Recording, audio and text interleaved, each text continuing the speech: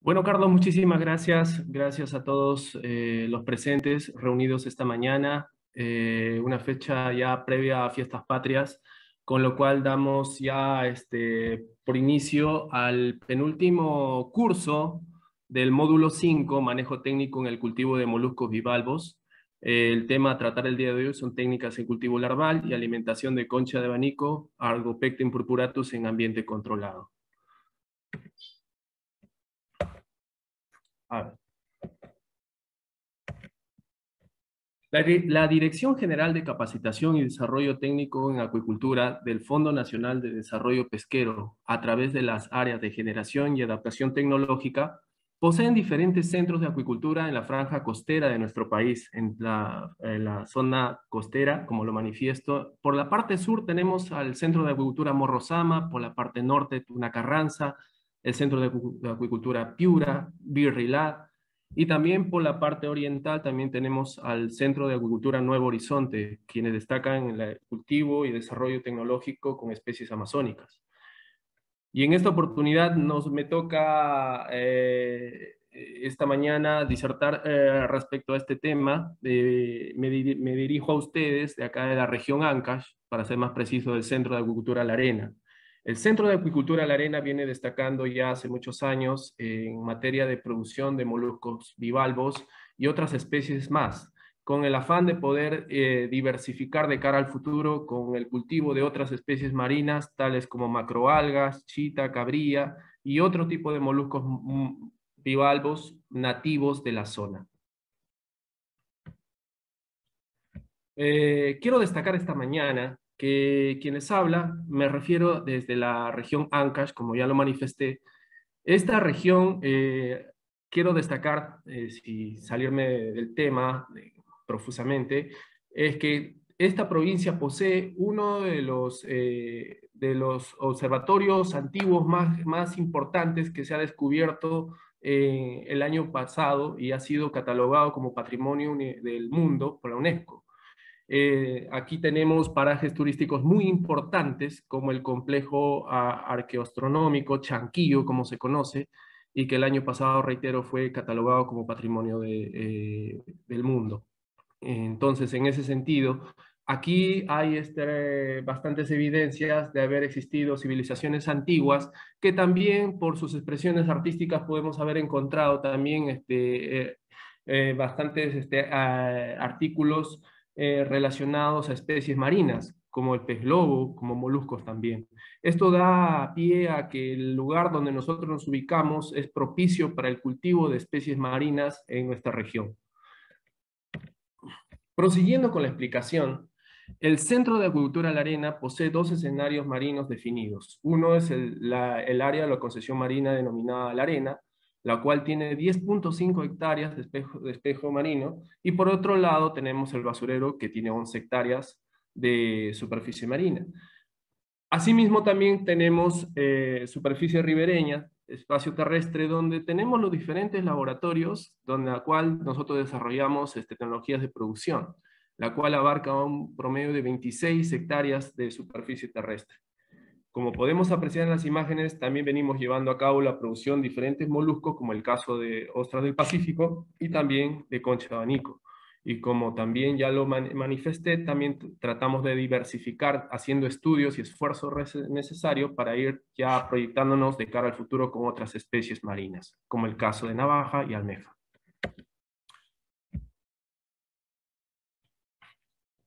El laboratorio del Centro de Acuicultura La Arena data de mayo de 1999. Como podemos apreciar en la imagen, ya podemos decir el siglo pasado, a fin del siglo pasado, este centro de acuicultura fue creado como un centro modelo de acuicultura marina, de tal manera que podemos visorar en las imágenes el esfuerzo de distintos profesionales que esta institución ha tenido en sus filas y que han logrado ellos poner a disposición sus habilidades y su profesionalismo para poder crear estas instalaciones y, como reitero, con las bondades que tiene su localización en la franja costera intermedia de nuestro país. El diseño fue creado por el arquitecto Julio Babanacao, que en paz descanse, fue también uno de los profesionales que me cuentan los que han podido estar en aquel entonces, con el conjunto de profesionales, haber puesto el esfuerzo para que este centro exista hoy en día. El Centro de Acuicultura La Arena, déjenme manifestarles, además de llevar a cabo el proceso de cultivo de microalgas en ambiente controlado, también venimos llevando a cabo distintos trabajos y ensayos de producción en cuanto a producción de especies marinas, en este caso como Anisotremus scapularis, Paralabrax humeralis, o en este caso también ostra del Pacífico y también recientemente con macroalgas, para el cual se ha ido desarrollando técnicas de reproducción asexual y sexual en ambiente controlado para ir definiendo los patrones que esta especie necesita para poder ser cultivadas en diferentes zonas de nuestro país. Y también ensayos, también sistema de recirculación, que es un sistema que está muy en boga y muy acorde con lo que es el cuidado ambiental en materia de cultivo de especies marinas, en especial peces. Prosiguiendo con mi explicación, quiero fundamentar el proceso productivo en ambiente controlado de estos moluscos bajo dos perspectivas fundamentales, que es el hecho de tener cantidad y la fuente de obtención de semilla. Recordando que todo este proceso productivo y lo que abarca el manejo larvario, nosotros tenemos en nuestras manos el deber de poder capitalizar el esfuerzo que vienen realizando distintos laboratorios, como el caso del proceso productivo de las microalgas, que ya la semana pasada pudimos haber notado en la exposición de la profesional a cargo. En cuanto a cantidad, tenemos que definir que si nosotros en acuicultura no tenemos una suficiente cantidad de semilla, entonces no se puede dar por inicio el cultivo de manera concreta y sostenida en el tiempo. Y por otra parte también, en cuanto a la fuente de obtención, tenemos que definir dos aspectos fundamentales, que es el medio natural y el hatchery. Hatchery, un término inglés que sugiere la eclosería, que hoy en día ya está más mencionado en todo lo que consideramos el proceso productivo en acuicultura y el aseguramiento de semilla. Por un lado, el medio natural nos ofrece semillas, si bien es cierto, a través de la captación natural, pero hoy en día con el cambio climático que viene acosando a todo el mundo, hoy en día estos eventos son estacionales, de manera incluso errática en cuanto a cantidades, no son sustanciales y además también lógicamente requiere un monitoreo constante. Y todas las personas que estamos imbuidos en esta actividad sabemos perfectamente que estos eventos de captación hoy en día son muy esquivos. En realidad son muy poco frecuentes. Y esto naturalmente tiene un impacto negativo en el proceso productivo, como manifestamos ahí, en cuanto a la sostenibilidad de la actividad en el tiempo. Por otra parte, por contraparte, tenemos la fuente de obtención de un laboratorio en ambiente controlado, la cual puede ser programable y continua, siempre en cuando tengamos los insumos y la logística necesaria que esta especie necesita y demanda para poder llegar a su estado final, que es una poslarva o semilla consagrada.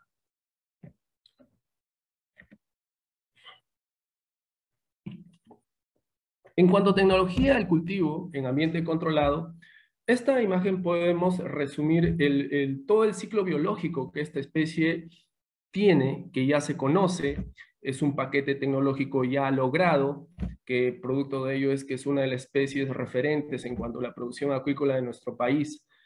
Esta especie tiene dos conductas en cuanto a desplazamiento en la zona bentónica y pelágica.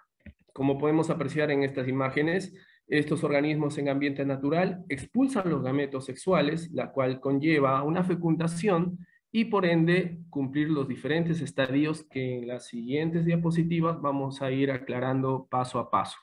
Ahí podemos apreciar la larva trocófora que generalmente se produce ya a las 24 horas y la cual tiene una talla aproximada entre 60 y 80 micras y ya tiene un flagelo para nadar, como un uso.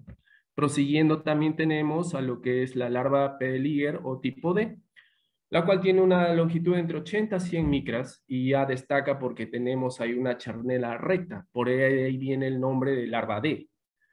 Y por ende también prosiguiendo tenemos lo que es la larva Beliger o umbonada, que generalmente ya este organismo a los 6-8 días ya tiene ya esa prolongación en cuanto a la valva y eso le da esa formación que es característica de las umbonadas.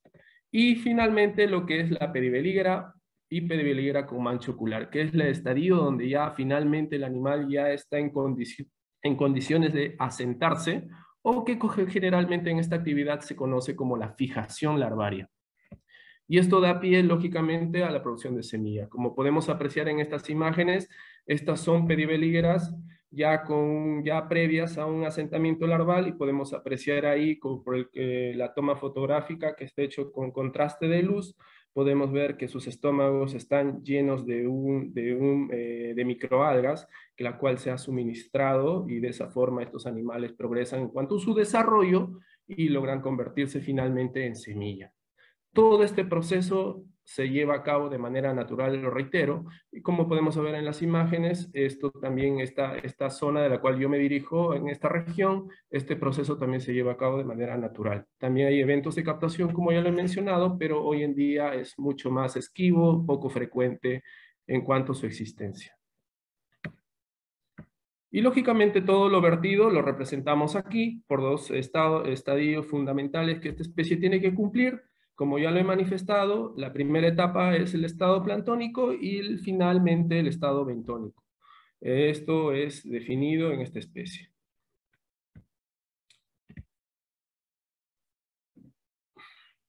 Debo manifestar que en cuanto a la calidad del agua que esta especie requiere para su desarrollo, hay parámetros que ya están establecidos para su correcto cultivo sin mayores incidencias. En cuanto a temperatura, podemos denotar que el rango ideal oscila entre los 18 a 21 grados Celsius, la salinidad entre 35 a 38 gramos por litro, el oxígeno disuelto se sugiere, lo ideal es mayor a 6, el potencial de hidrógeno entre 7,2 a 8,5 y la conductividad de 52 microsiemens por centímetro. Esto es, digamos, los parámetros ideales que esta especie privilegia, se adecua mejor para su desarrollo en ambiente controlado. Prosiguiendo con la explicación. Hablemos lo que es laboratorio de producción larval en hatchery. Bueno, para continuar con mi explicación y para tratar de ser un poquito más, como se dice, englobar todos los aspectos que esta especialidad requiere, tenemos que tener una visión integral del proceso. ¿Esto qué significa? Que lo que consideramos el proceso productivo larvario no podría lograrse o consolidarse si no tenemos las áreas operativas, o en este caso el laboratorio de producción de microalgas, la cual es adjunto al nuestro, de manera que trabajen de forma exitosa. Pero trabajar de manera exitosa involucra el oficio laboral de diferentes especialidades. En este caso, por ejemplo, para el caso nuestro, tenemos a disposición especialista mecánico eléctrico, la cual nos da a nosotros la confianza de que los sistemas de filtración, los sistemas de aireación, los sistemas de esterilización, transferencia de calor, incluso refrigeración, y lo que es captación de agua, estén en muy buenas condiciones. Vamos a ver que en el proceso del cultivo son aproximadamente 26 días en la cual nosotros tenemos que monitorear que este cultivo no tenga imprevistos significativos que afecten a la larva. Entonces son 26 días en promedio donde nosotros siempre solemos pensar de que el verdadero jefe no es un ser humano, es el animal. Y por lo tanto tenemos que darle las mejores condiciones necesarias para que este organismo pueda desarrollar de la mejor forma y convertirse finalmente en una semilla.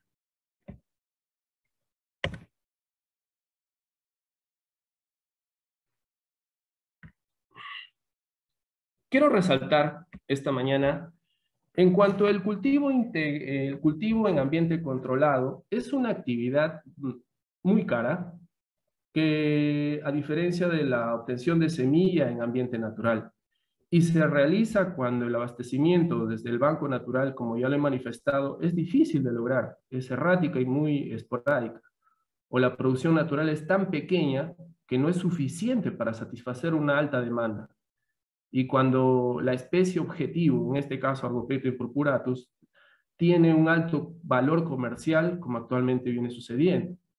Esto porque las instalaciones tienen un alto costo de función en cuanto a la funcionalidad, no solamente por la necesidad de mano de obra calificada, sino también por la gran inversión que significa su construcción y equipamiento, así como los elevados gastos de operación y manutención, traducidos en energía necesaria para el suministro constante de agua de mar aire, temperatura y otros elementos con el fin de mantener en óptimas condiciones, como ya lo he manifestado, los organismos en cultivo, así como la producción de alimento vivo, como el caso de las microalgas, y durante el proceso de cultivo, mientras mayor sea el tiempo que se requiera del uso del hatchery, mayores serán los costos de producción.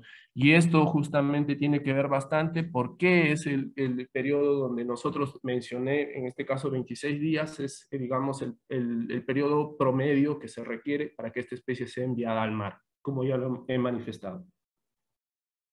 A continuación, quiero denotar a través de un video una visita virtual, digamos, a las instalaciones que nuestro área de cultivo larvario poseemos en el Centro de Acuicultura La Arena.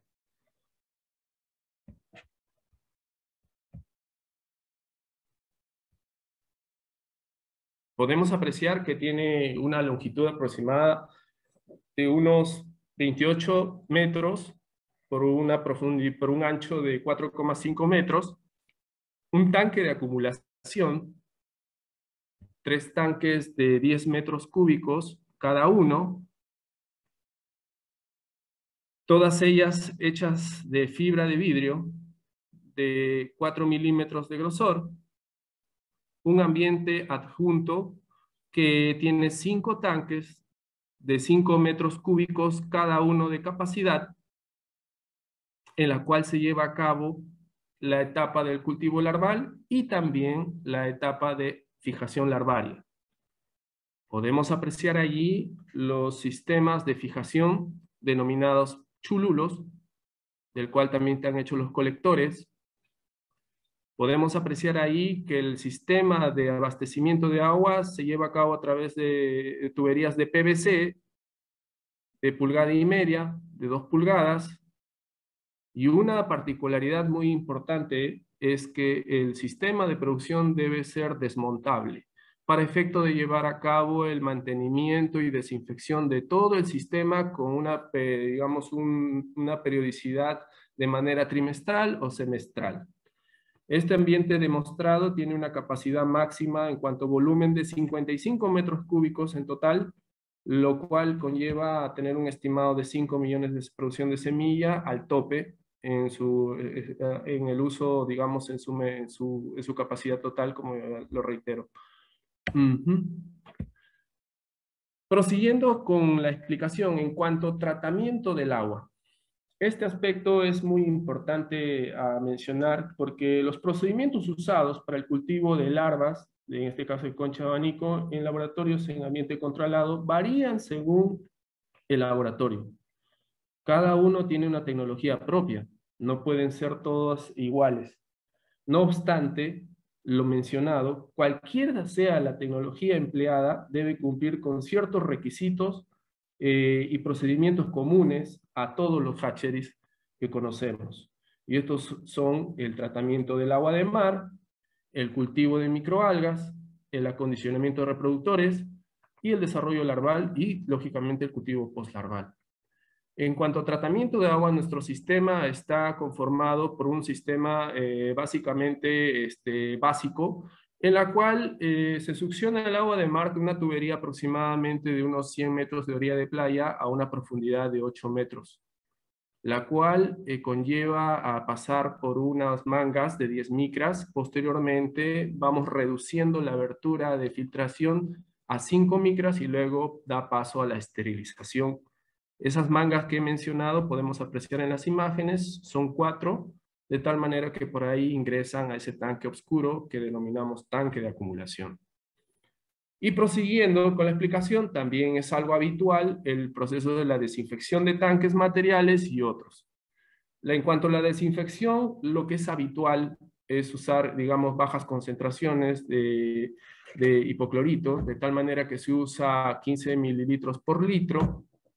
Y en sí, también lo ideal sería no usar estas sustancias químicas, puesto que también, como debemos saber, son cancerígenas. Nosotros tratamos de hacer un trabajo lo más orgánico posible, de tal manera que incluso apelamos más al uso de agua dulce, tratando de darle ese desequilibrio osmótico a los agentes patógenos que pueden amenazar a la especie en cultivo y de esa manera tratar de a menguar, disminuir o minimizar su presencia en los sistemas de cultivo.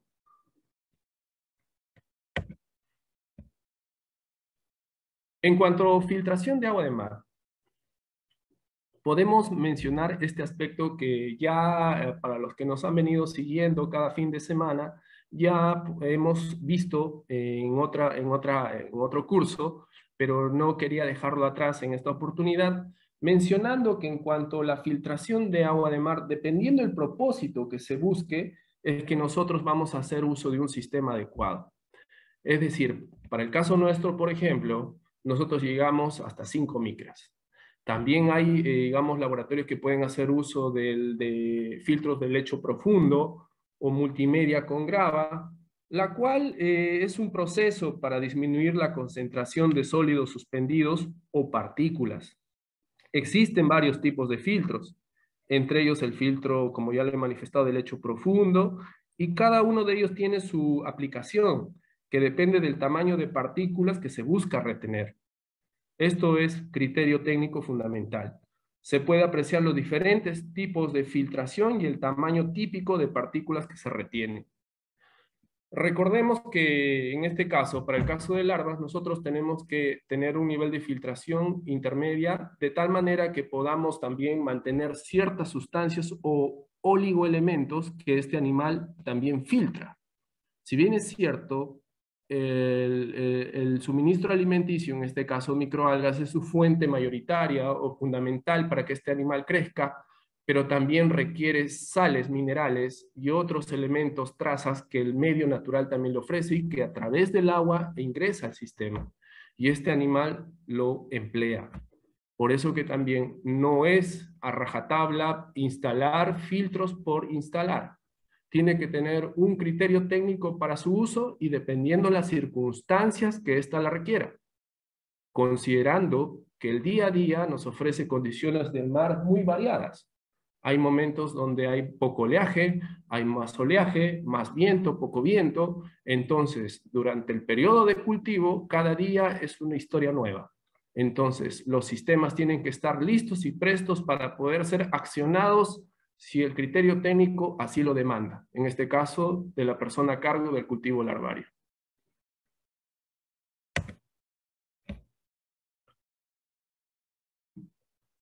Continuando con la explicación, el cultivo de microalgas. Como ya le he mencionado, la semana pasada se llevó a cabo un curso muy parecido a este, donde la profesional nos pudo vertir diferentes aspectos técnicos y características que estas microalgas deben tener para efecto de alimentar organismos superiores. En este caso, nosotros tenemos que tener claro que este ambiente o este laboratorio de que nos suministra alimento vivo tiene que estar a la par del proceso productivo, a la altura de las circunstancias y las exigencias que el área de larvas lo requiera. Fundamentalmente, un poco para recordar, las microalgas que participan en el marco productivo de larvas son básicamente 4. Lógicamente, detrás de estas 4 hay otras más, pero son, digamos, complementarias. Fundamentalmente, la dieta que estos organismos requieren son Isocrisis galvana, Diacronema luteri, Ketocero calcitrans, Ketocero gracilis. Una particularidad distinta que los diferencia es el tamaño.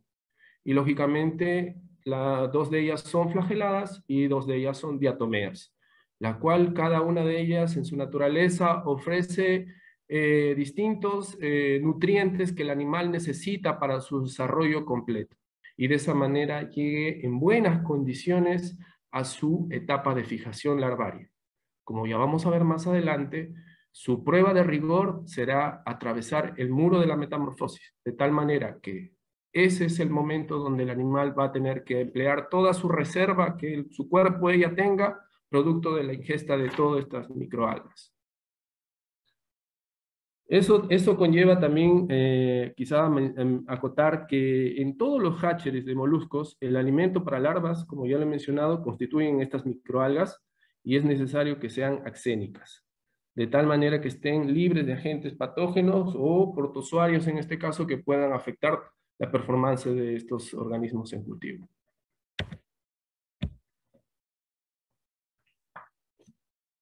A continuación tenemos ahí un flujo de producción, como ya le he mencionado, Generalmente, como efecto propio del oficio, tenemos que tener la claridad y la confianza de que 10 días antes de que empecemos el proceso productivo larvario, ya tiene que estar consolidado ya en las etapas distintas de producción de microalgas. De tal manera, como podemos apreciar en la imagen, estas van a poder inferir de manera directa en el desarrollo larvario y lo que es la etapa de asentamiento larval. De hecho, el aseguramiento de microalgas es fundamental y es lo primordial para que este proceso productivo de larvas sea exitoso en el tiempo. Y naturalmente este proceso abarca, como ya lo he mencionado y lo reitero una vez más, un promedio de 26 días hasta que sean enviadas al mar. Incluso pueden ser días adicionales, que eso ya lo vamos a sustentar en diapositivas más adelante.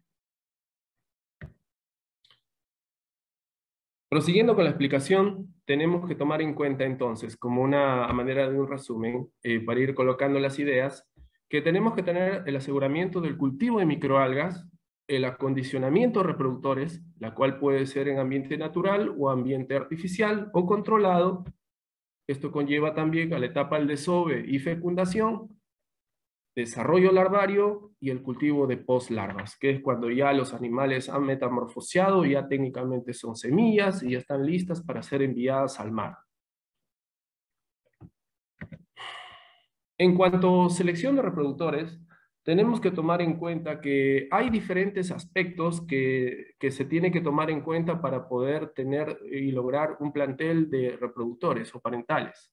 Estos aspectos son los genéticos, los aspectos cuantitativos, aspectos cualitativos, como decimos, que tengan una bonita forma.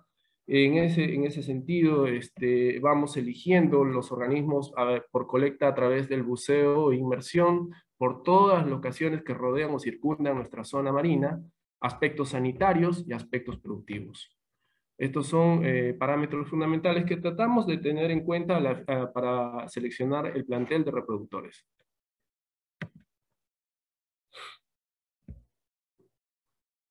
En cuanto a los factores que inducen al desove en moluscos, tenemos que tomar en cuenta dos aspectos fundamentales. Son los factores exógenos o ambientales que inciden en el desove y los factores endógenos o reguladores del desove. Asimismo, en los factores exógenos está la temperatura, la salinidad, la periodicidad lunar o mareas, la cual incide también o gatilla el tema del desove, el oxígeno disuelto, el pH, el alimento, incluso el manipuleo y otros aspectos más. Estos son los fundamentales. Por otro lado, los factores endógenos, tenemos la neurosecreción de aminas biógenas, que son aspectos netamente bioquímicos que el animal regula en su interior, las prostaglandinas y las serotoninas, que son neurotransmisores que también inciden en el proceso de desarrollo sexual de los organismos en cuestión. Prosiguiendo con la explicación, debemos tomar en cuenta que estos Argopecta impurpuratus básicamente es un organismo hermafrodita funcional o simultáneo. Esto quiere decir que estos organismos, cuyo sexo femenino y masculino maduran de manera simultánea. Como podemos apreciar en la imagen inferior, tenemos ahí un organismo sin desovar, y podemos apreciar ahí que una de las ventajas que ofrece al momento de la reproducción es que el gameto femenino ofrece un color rojizo cuando está madura sexualmente, y la parte blanquecina representa la parte sexual masculina. Por otra parte, podemos apreciar en la imagen superior un organismo ya desovado.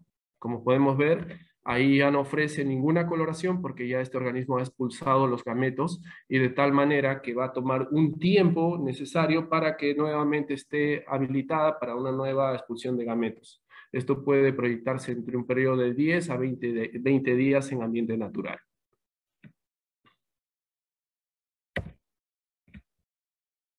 Prosiguiendo con la explicación, tenemos a continuación, en cuanto a selección de reproductores, cuando nosotros tenemos programado ya el evento de la reproducción, vamos a nuestras líneas donde tenemos ya confinadas en diferentes sistemas suspendidos en las líneas de cultivo, diferentes plantel de reproductores. de tal manera que hacemos por inmersión una verificación cualitativa como a continuación vamos a poder apreciar.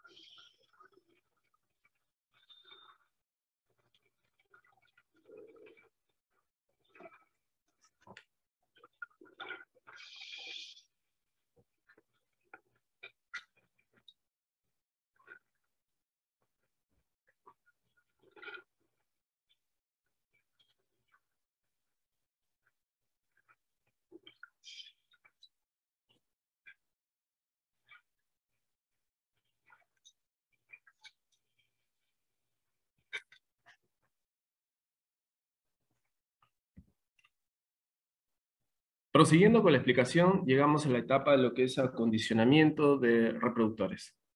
Como ya lo he comentado, básicamente nosotros la etapa de acondicionamiento lo podemos obtener implícitamente a través del cultivo de estas especies en linternas suspendidas en las líneas de cultivo. De tal manera que las bondades que ofrece esta locación de la cual yo me dirijo ofrecen unas características en cuanto a afloramiento algal muy profuso y variado, de tal manera que estos parentales tienen la capacidad de poder filtrar una gama de microalgas nativas y del ambiente natural que finalmente ellas capitalizan como un desarrollo de las gónadas de manera excelente.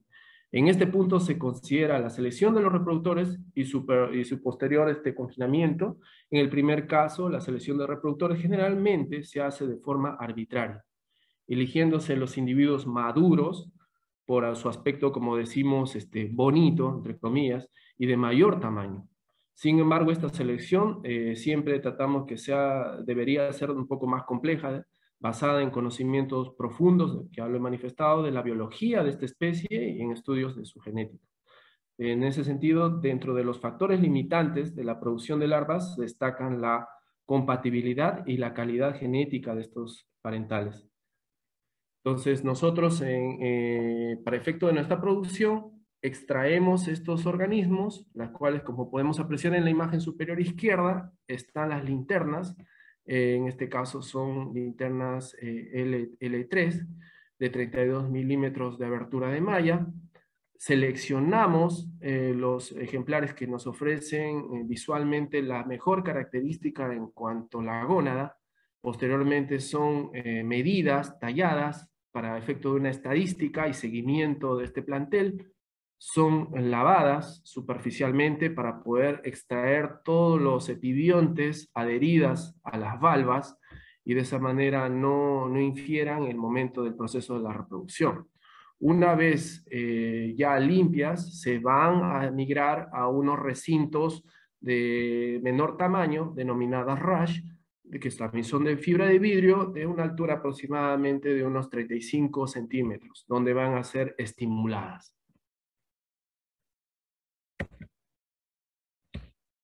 Prosiguiendo con la explicación, hablemos de los tipos de desove. En cuanto a los tipos de desove, de manera práctica, nosotros tenemos en el ambiente dos líneas, o sea, para poder explicarlo. Por un lado tenemos el desove sin control, o como lo llamamos en el ambiente productivo, o desove chino, como le decimos, que es una fecundación no dirigida, es masiva, donde prácticamente los gametos expulsados se fertilizan entre sí de tal manera que es como una acción al azar, digamos. A veces es exitoso a medias y a veces definitivamente no lo es. Por otro lado, tenemos el desove controlado. Entonces, vamos ahí a aclarar cada cual por su lado. Por ejemplo, en un desove sin control, esto es para para poder denotar. Por ejemplo, podríamos tener 25 ejemplares inducidos a través de un shock mecánico, que la cual se puede convalidar por efecto mismo del manipuleo, lavado de las superficies, la exposición al aire, eso también ya es un estímulo para ellas. Luego finalmente son colgadas y hacinadas en bolsas de malla, como podemos ver en la imagen, a través de una cuerda. Esto, repito, es un desove sin control o desove chino, como se dice, y la liberación de gametos se realiza, ¿no? Entonces, lógicamente también tratamos de darles ahí unas características. Recordemos que esto, repito, es una expresión de un ejemplo, no es que lo hagamos de manera constante, de hecho no lo hacemos. El tiempo de desove más o menos se estima entre 60 a 90 minutos. Es lo que dura, incluso mucho más. Como conclusión, al poder verificar y ver la evaluación del desarrollo larval temprano, se puede notar deficiencias. La viabilidad de las larvas de esta reproducción puede, en el mejor de los casos, tener digamos, un rango de óptimo hasta un 40%, o sea, lo cual es muy bajo. Y esto para esta cantidad realmente es muy, muy poco. Y se puede obtener hasta 8 millones solamente. Por lo tanto, esto no nos garantiza que vayamos a empezar bien una producción. Pero bueno, tenía que explicarlo esta mañana. Por otra parte, tenemos el desove controlado, que sí es una fecundación dirigida. Podemos apreciar aquí, por otra parte, por ejemplo, de 90 individuos de 14 milímetros cada uno en promedio de talla, aplicamos un shock térmico, que es una secuenciación o alteración de temperatura con gradientes de más 1 a 2 grados Celsius, y hasta llegar hasta 21 grados, y luego, si no hay un reflejo inmediato de desove, bajamos paulatinamente.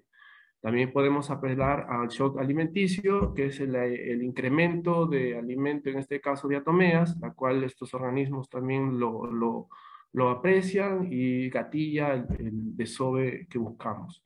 El shock mecánico, como ya lo he mencionado, también implica lo que es el manipuleo, y por lo tanto tenemos un desove de tipo controlado. Siempre buscamos que la relación de espermios-óvulos sea de 7:1. Entonces, el índice de fertilización en estos casos es óptimo y generalmente sacamos un 80% para más.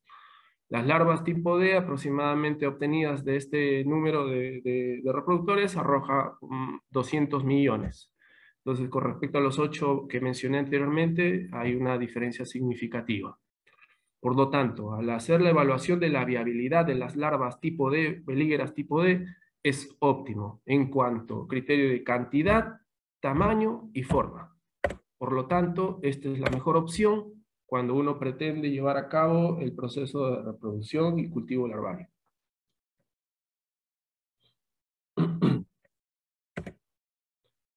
Prosiguiendo con la explicación, vamos avanzando, lo que es desove y fecundación.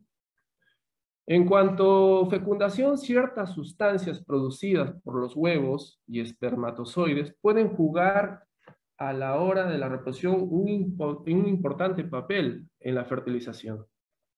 Es decir, lo que quiero manifestar, las producidas por los ovocitos, repito, son unas sustancias que pueden expulsar, aglutinan las espermas y aumentan su motilidad.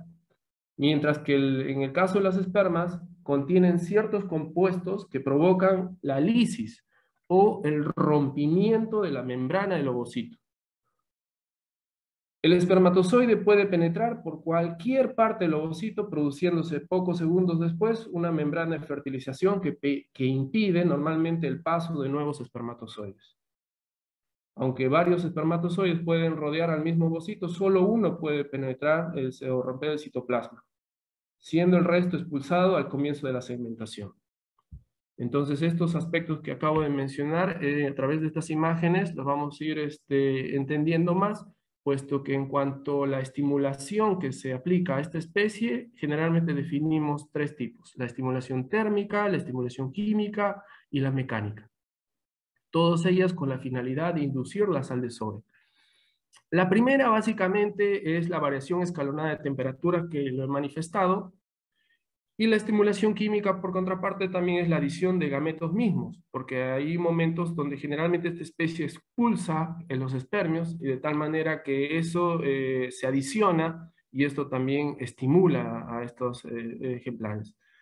Asimismo, también la adición de peróxido de hidrógeno o agua oxigenada, la irradiación misma del agua de mar con ultravioleta o la adición de serotonina. Y hay otras sustancias químicas más que se pueden emplear.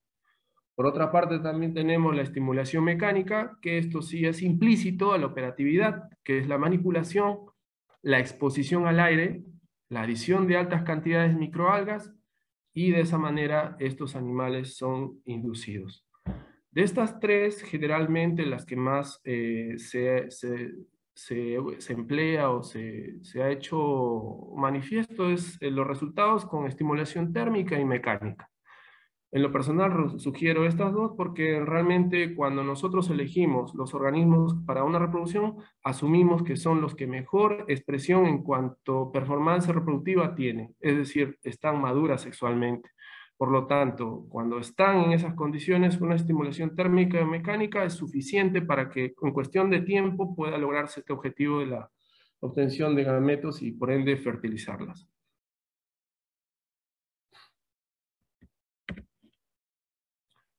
Ya que hemos hablado que este organismo es un hermafrodita simultáneo, es decir, tiene los dos sexos en un mismo cuerpo, podemos ver a continuación la expulsión de los gametos respectivos en la siguiente imagen.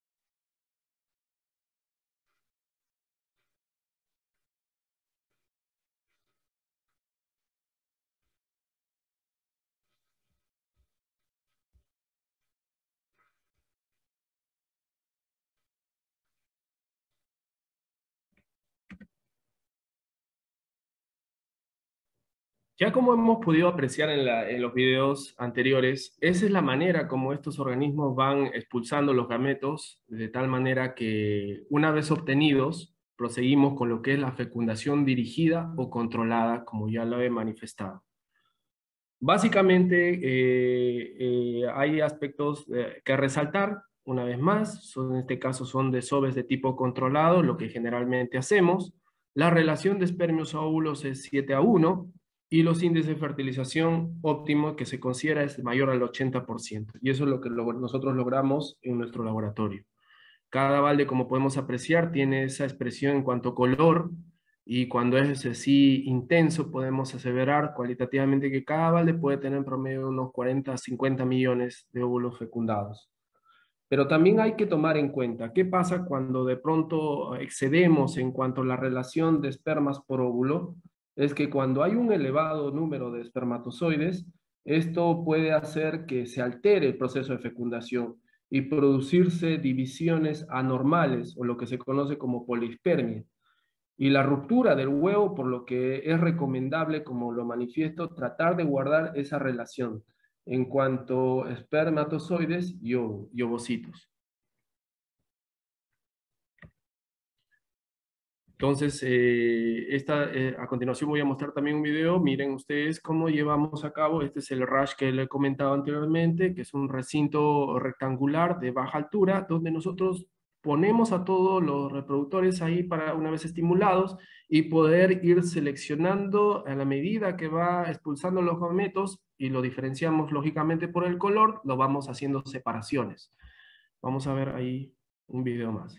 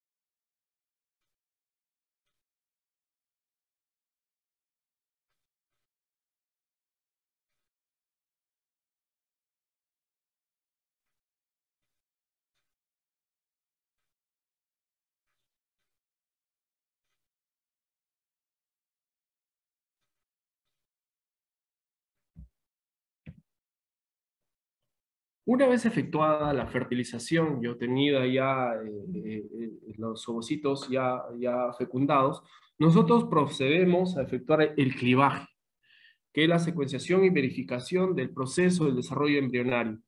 Como podemos apreciar en las imágenes, ahí podemos ver ya el desarrollo del primer corpúsculo polar y así sucesivamente hasta poder ver las etapas de división celular.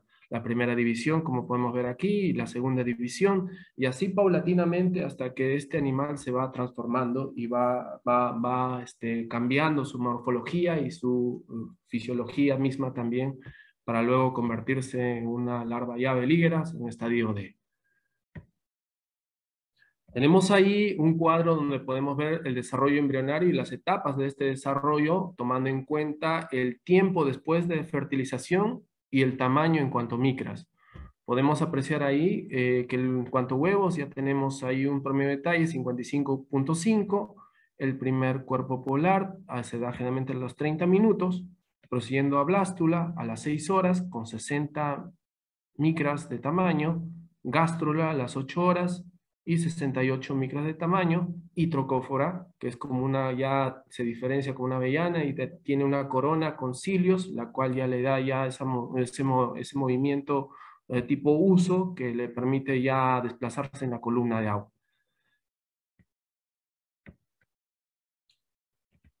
Prosiguiendo, ya asumimos que ha pasado un periodo de tiempo y llegamos a lo que es la etapa del desarrollo larvario.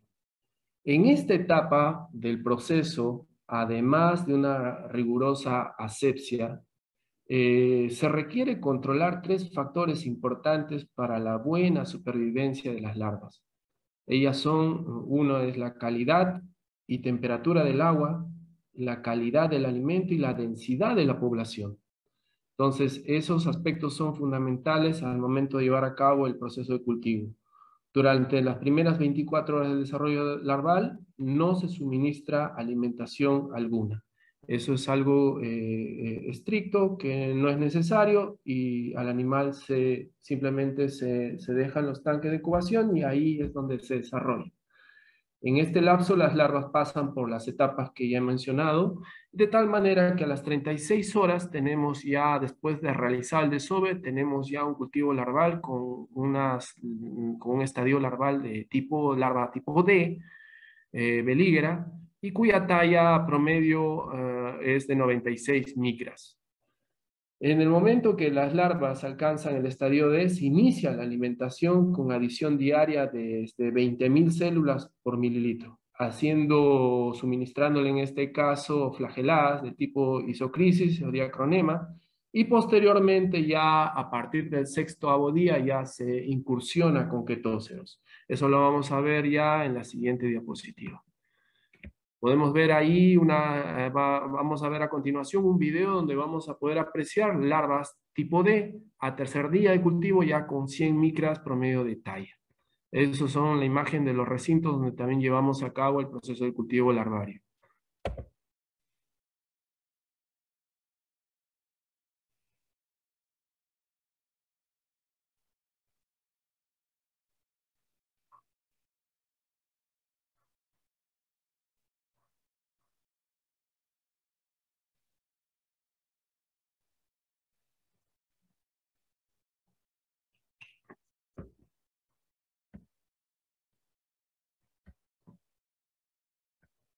En cuanto a manejo larvario de esta especie, vamos a tomar en cuenta básicamente algunos aspectos fundamentales. En este caso son 5. Uno es la renovación de agua, en la cual nosotros tenemos que asegurar que tenga características óptimas en cuanto a calidad y temperatura. Por otra parte, también tenemos la selección larvaria, para la cual se emplean unos tamices. La cuantificación respectiva, haciendo uso de una cámara Rafter. Y esto da pie a poder determinar la densidad de cultivo que se necesita sembrar en los tanques de cultivo. Cuarto, la alimentación. Y quinto, el monitoreo, la cual se ejecuta de manera habitual día tras día en diferentes horas del día. En cuanto a manejo y selección, podemos mencionar que cada día el agua es cambiada y las larvas tamizadas.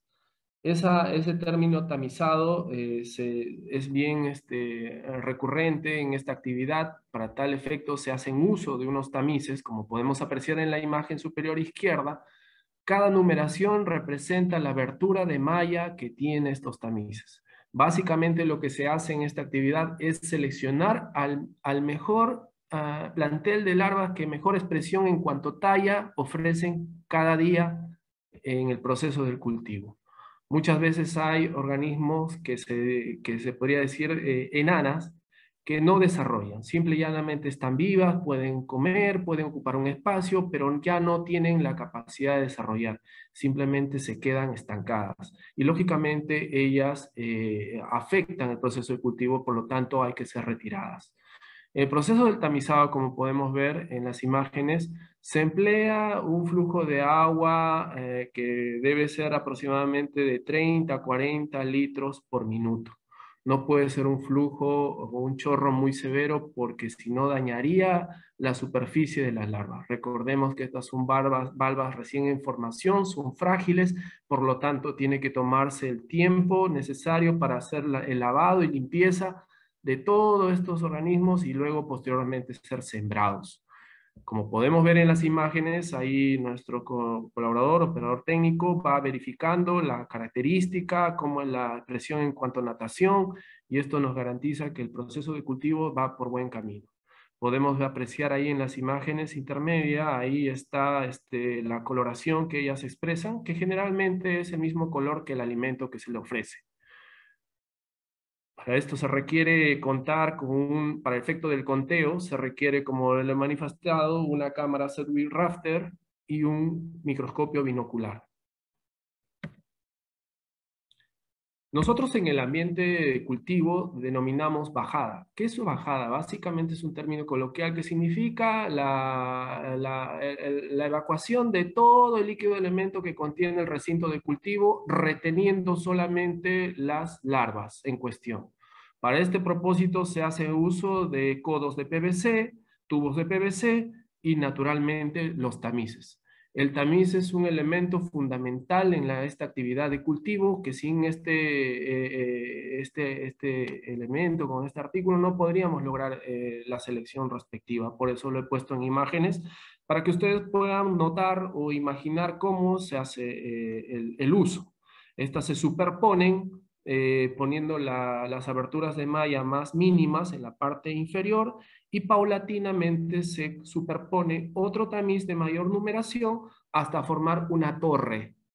Lógicamente, la que va por encima de todas es una que básicamente va a retener partículas suspendidas, a veces cae uno que otros insectos, porque también nada es perfecto, y siempre estos recintos de cultivo también, si bien es cierto, los hermetizamos, pero no las tapamos, sino que las puertas o las ventanas tienen celosía, pero como ustedes entenderán, siempre algunos agentes ajenos al cultivo se introducen. Para eso sirve este tamiz. Vamos a ver a continuación unas imágenes de cómo se lleva a cabo este procedimiento, de lo que es la retención de las larvas y luego sembradas en los tanques de cultivo.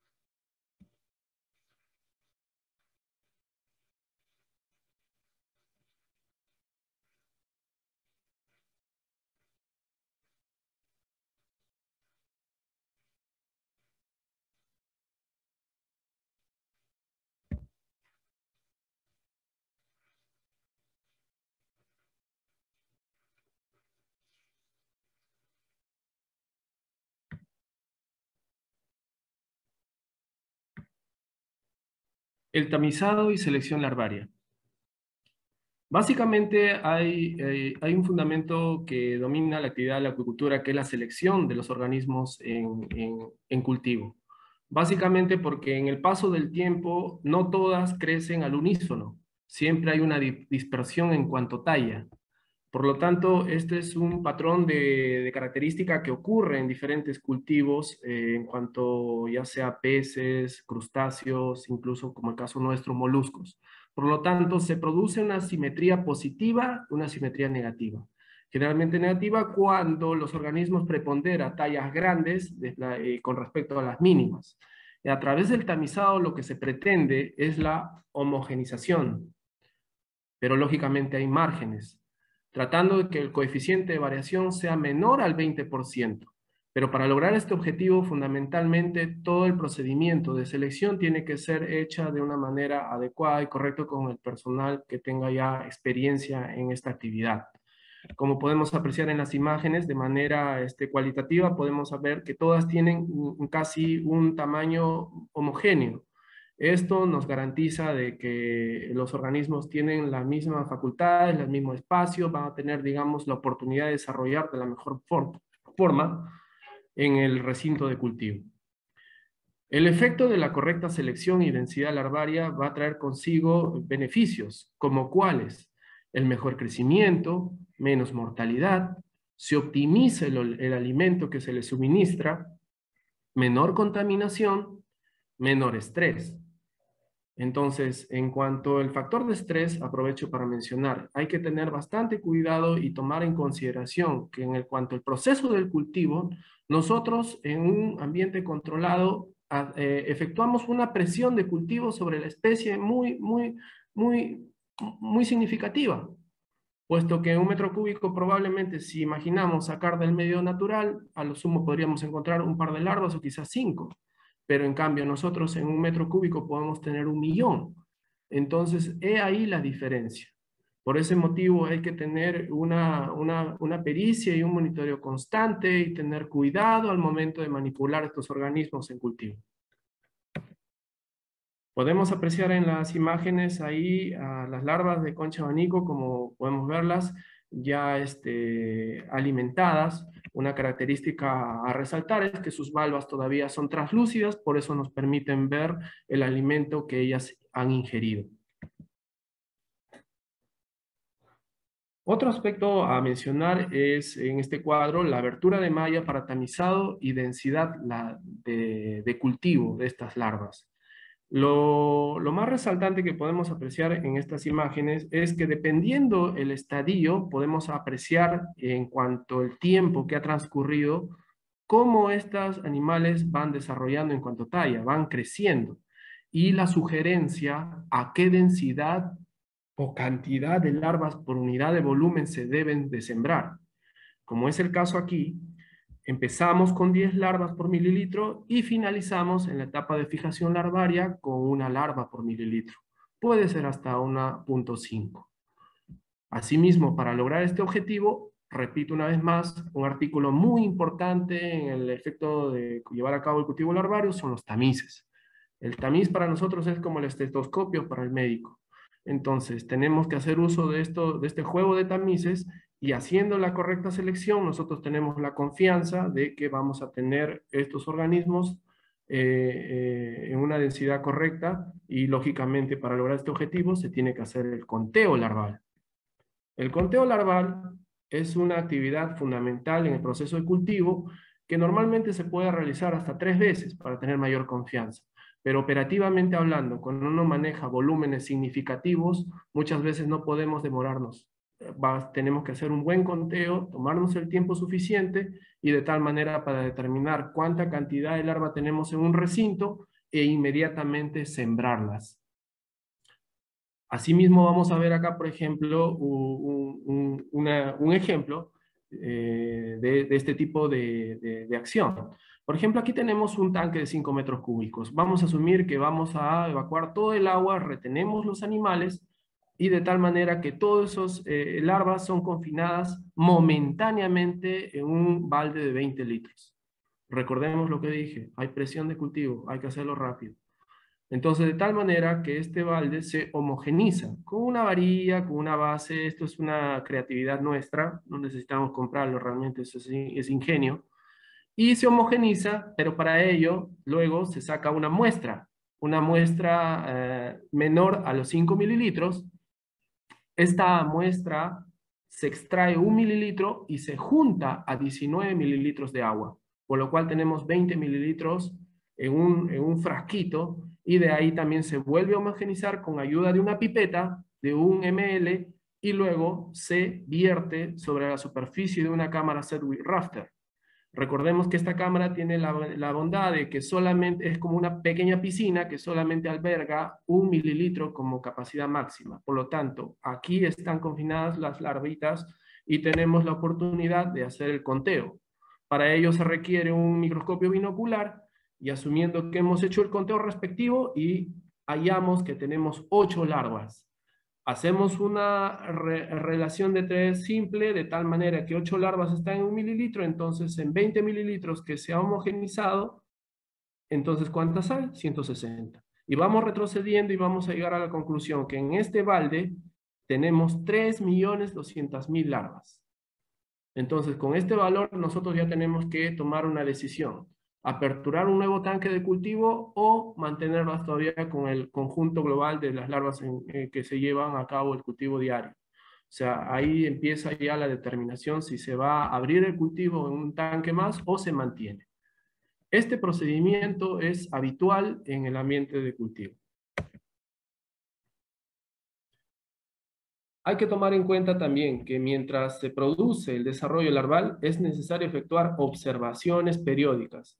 Esto quiero incidir bastante porque se debe tomar en cuenta a través de la verificación o monitoreo cómo está su morfología, su comportamiento, la alimentación. Como hemos visto, las valvas son translúcidas y nos permiten ver cómo están sus estómagos, el crecimiento diario, la eliminación de larvas muertas o defectuosas que también puedan estar en el recinto de cultivo, y de los elementos y variaciones abióticas que también inciden en el cultivo, ¿no? Las cuales representan puntos críticos en el desarrollo de las larvas. Prosiguiendo con la explicación, aquí representamos una tabla de alimentación. Esta tabla de alimentación es referencial. Recordemos que en los 26 días de cultivo, cada día es una historia nueva. Pero ¿nos sirve esta tabla? Sí, nos sirve esta tabla, porque tenemos una referencia. Este es nuestro punto de partida diaria para poder determinar la cantidad de alimento que necesitamos para poder cultivar estos organismos en ambiente controlado.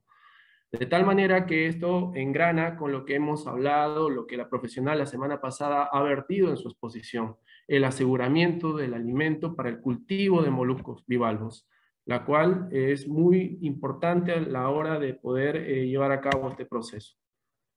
Pero bueno, tenemos el cultivo, supongamos, como vemos acá en las imágenes, el recinto donde se lleva a cabo el cultivo de estas microalgas, pero tenemos que determinar, por ejemplo, que en el día 1 necesitamos 25.000 células por mililitro. Entonces, para esto también se aplica una fórmula de dilución, en la cual nosotros tenemos que reemplazar valores.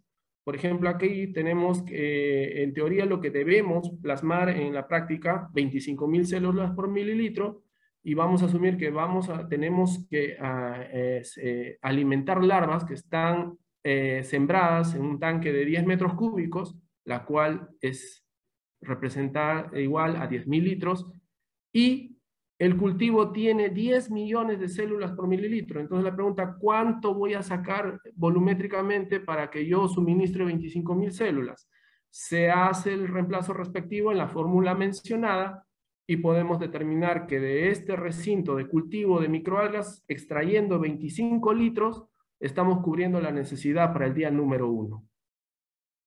Esto también es una actividad habitual durante los 26 días de cultivo, donde la persona que se encarga de llevar a cabo el cultivo larvario solicita al Departamento de Alimento o Suministro Alimenticio, de alimento vivo, para que le entregue esa cantidad de células por mililitro. En este caso, nuestro punto de partida, como lo manifiesto una vez más, es nuestra tabla de alimentación.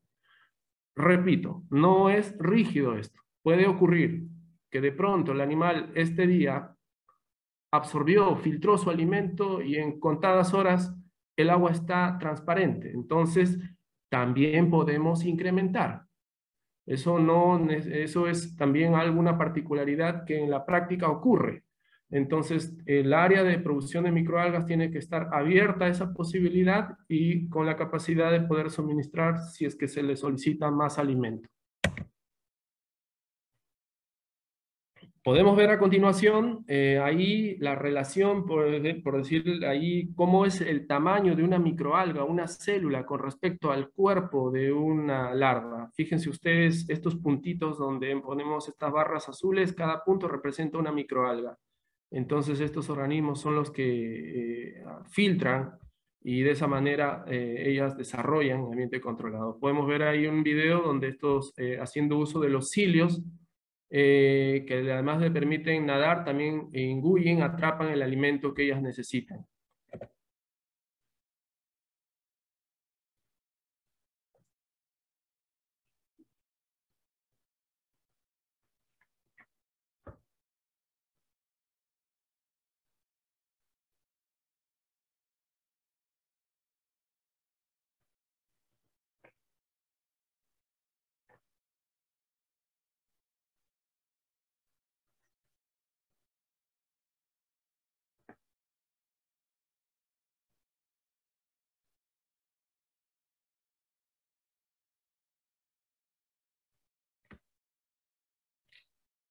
De acuerdo a la literatura, tenemos diferentes autores que proponen diferentes estadios, diferentes menciones, pero nosotros en el ambiente productivo, cuando efectuamos transferencia tecnológica, básicamente para poder entendernos, aplicamos esta colocación de que son los estadios larvales. Básicamente son cuatro.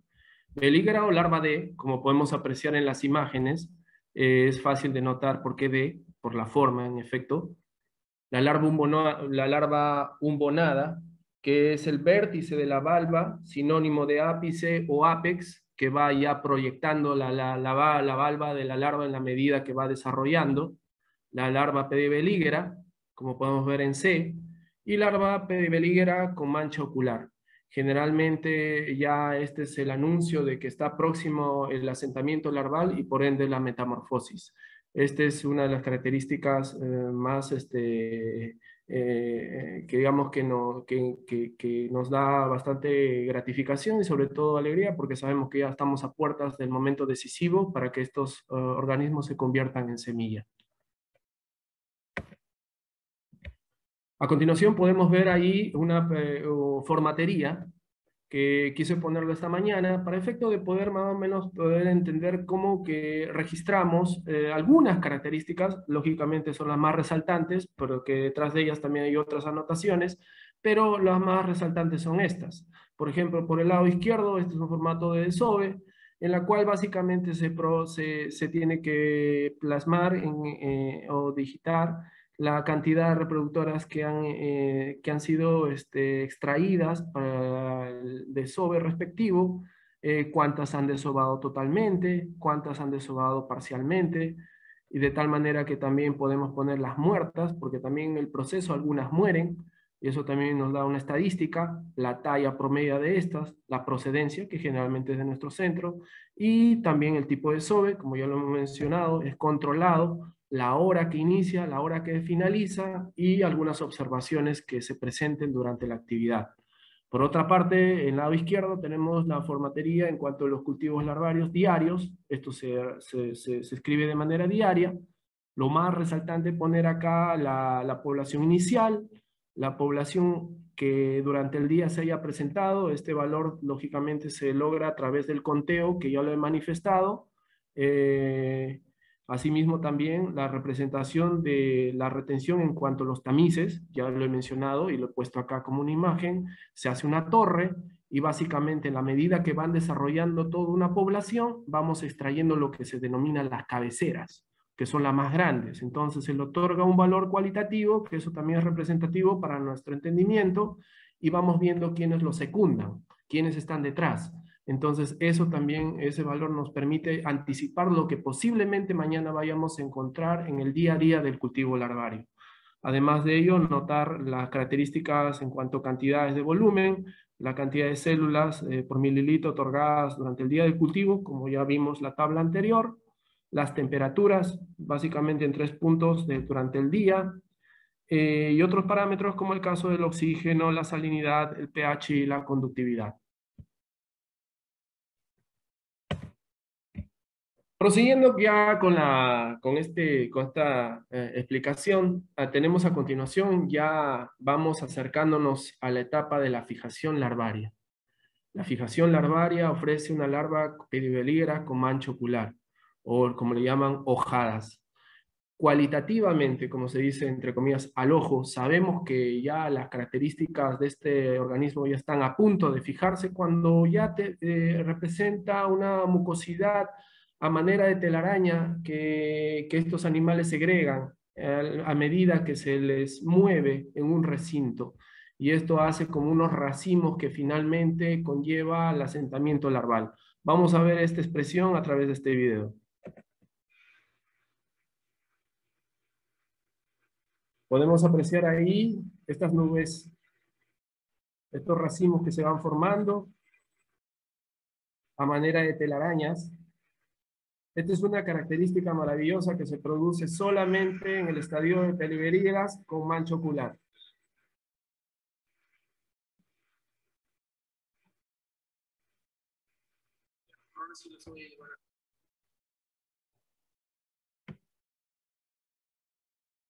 Pero entonces, al alcanzar la fase de Pedibeliger, las larvas tienden a ir hacia el fondo, pasando de la fase nadante a una fase reptante.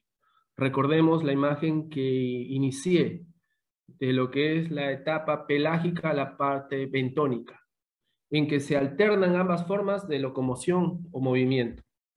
El estado pedibelígera está asociado a un comportamiento de exploración del substrato.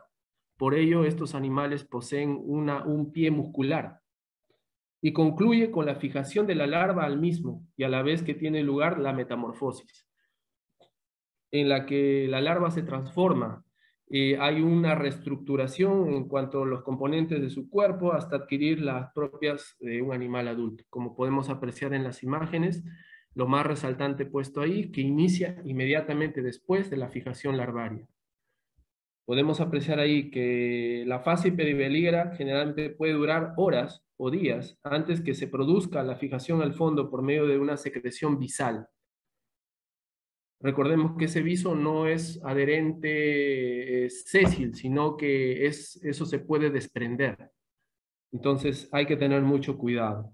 La presencia de un sustrato adecuado, en este caso, tiene una gran importancia respecto a la maduración de este estado, pudiéndose posponer la metamorfosis si las condiciones del mismo no son adecuadas. Al respecto, por eso voy a mencionar un poquito más de aclaración respecto a este sustrato más adelante. Entonces, como podemos ver en la imagen, para que quede claro, esta es la etapa de la fijación larvaria. Como ya lo he mencionado anteriormente, el reto más grande que tiene que pasar este animal para transformarse en una semilla es traspasar la barrera de la metamorfosis. Lógicamente, en esta etapa el animal ya no come. Depende de las reservas que haya tenido este animal previamente. Por ese motivo es que durante la etapa, los primeros días de fijación, no se alimenta. Entonces, por eso también la importancia de que los días anteriores haya estado bien cuidada, bien alimentada, de tal manera que llegue en óptimas condiciones y tenga mayores probabilidades de pasar esta etapa de la metamorfosis. Una vez que ocurre la metamorfosis, ocurre toda una reestructuración, como ya lo he mencionado. Por ejemplo, podemos ver acá el peine branquial, la cual le sirve para efecto de respiración, pero también retención de los nutrientes que este animal necesita alimentarse. Podemos ver una característica fundamental, que es la aparición de la disoconcha. La disoconcha, como podemos ver ahí, básicamente es la concha secretada después de la metamorfosis de la larva. Difiere en estructura y forma de la concha larval. Como ustedes pueden apreciar, esta es la concha larval, pero una vez que pasa o supera la etapa de la metamorfosis, ocurre toda una transformación. Y acá rodea la disoconcha. Esta es una característica única en esta especie cuando ya pasa la barrera de la metamorfosis. Esto es una característica, por eso que quería destacarlo esta mañana. Y podemos ver ahí imágenes de cómo se efectúa el asentamiento larval, de tal manera que estos animales, por ejemplo, acá podemos ver una imagen que una hebra o un hilo de malla netlon, ahí están adheridas varias postlarvas en este caso. Y abajo ponemos el biologizado. Básicamente, ¿qué es el biologizado? Es la exposición del material de fijación, en este caso el chululo, que está compuesto de malla netlon, que previa a la fijación 5 días antes, se agrega al medio líquido donde están inmersos una ración de diatomeas para efecto de que se vaya formando una biopelícula, de tal manera que eso favorece, estimula la mejor fijación en este material y de esa manera evitamos hacer uso de otros elementos químicos que también sabemos que se usan, como casopinefrina, pero nosotros apelamos a un cultivo, apostamos por un cultivo más orgánico. Podemos ver a continuación, por ejemplo, ahí lo que he manifestado, el pie muscular. Este pie que le sirve a este animal para poder reptar, buscar el mejor lugar donde ella se sienta cómoda y de esa manera asentarse y proceder con la metamorfosis. Vamos a ver un video muy claro y de esa manera podamos conocer un poquito más.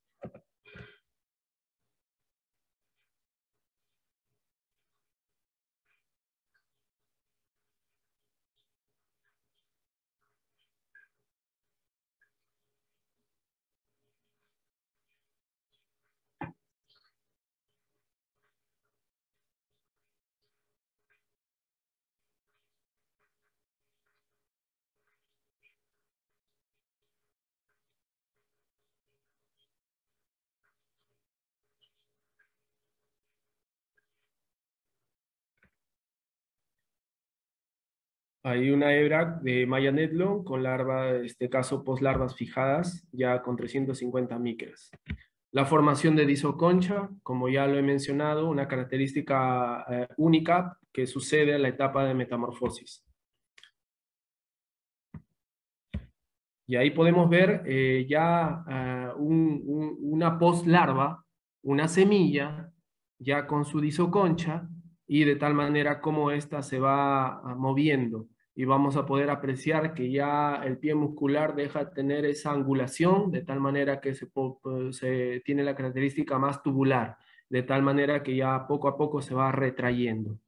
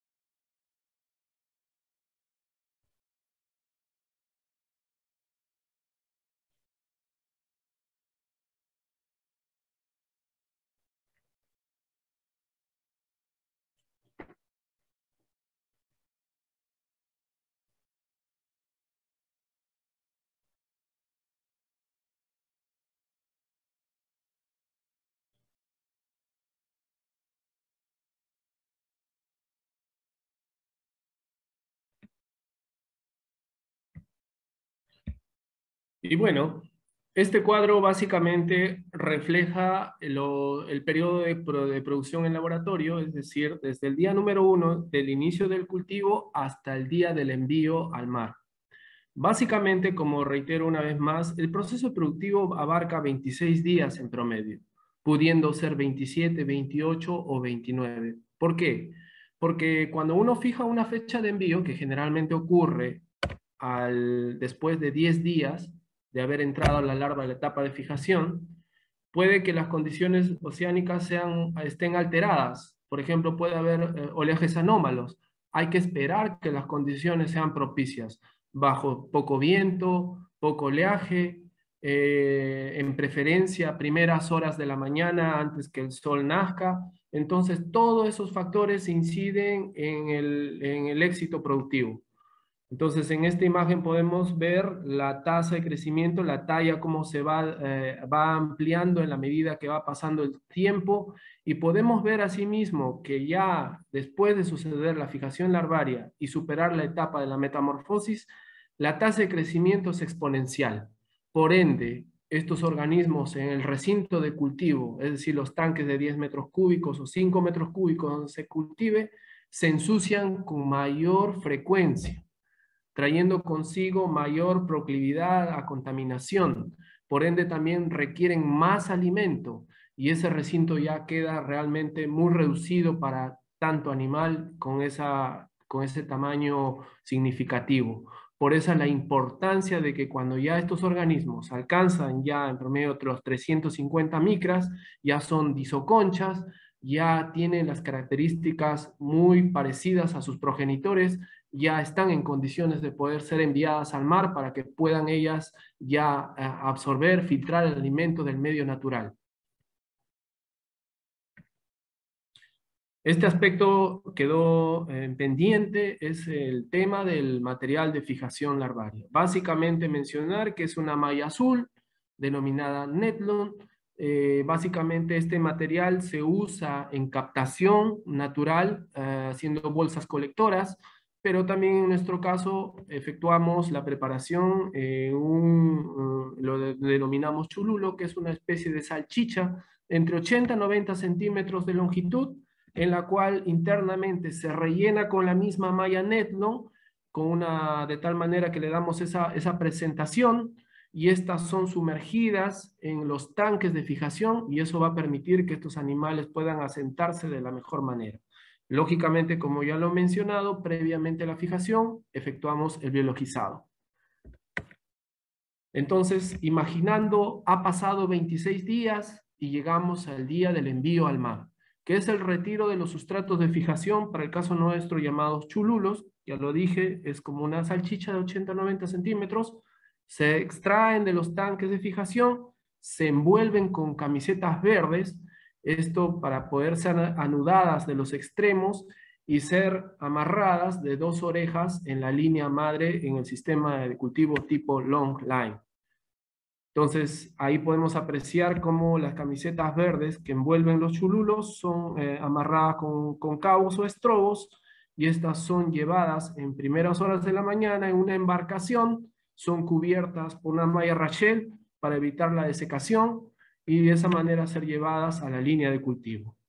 En cada extremo se ponen unos lastres de 1 kilo para que tenga mayor estabilidad y no tenga ese efecto de estar moviéndose de manera subacuática. Recordemos que el viso de este organismo no es sésil, es frágil. Si hacemos un movimiento abrupto puede llegar a desprenderse y todas estas poslarvas caerse al fondo marino, y eso no se pretende. Se trata de producir semillas, no perderlas. Y este sistema de cultivo tipo long line, como ya en un evento anterior se ha mencionado, básicamente para recalcar, es un sistema de cultivo suspendido de 100 metros de longitud con equidistancias de 20 metros donde se colocan mallas marcadoras. Esta línea madre donde se sujeta, se anudan los chululos, están sumergidos más o menos en promedio a 7 metros de profundidad. Ahí podemos apreciar las imágenes del envío suspendido en la línea long line. Podemos ver ahí que hacemos uso de una embarcación tipo para efecto del cultivo de estos moluscos, y de tal manera que una vez que pasa el tiempo, estas camisetas verdes también se ven ensuciadas. Recordemos que en el mar no solamente es agua, también hay organismos, es una fauna variada, una microfauna. Ahí podemos encontrar eufácidos, macroalgas, choros, y estas se ensucian esa camiseta verde de tal manera que impiden digamos, el paso del intercambio de fluidos de la parte interna a externa, y por ende eso tiene una afectación en cuanto a la cantidad de oxígeno en la parte interna que el animal requiere. Y lo que es peor, impide el suministro de alimento.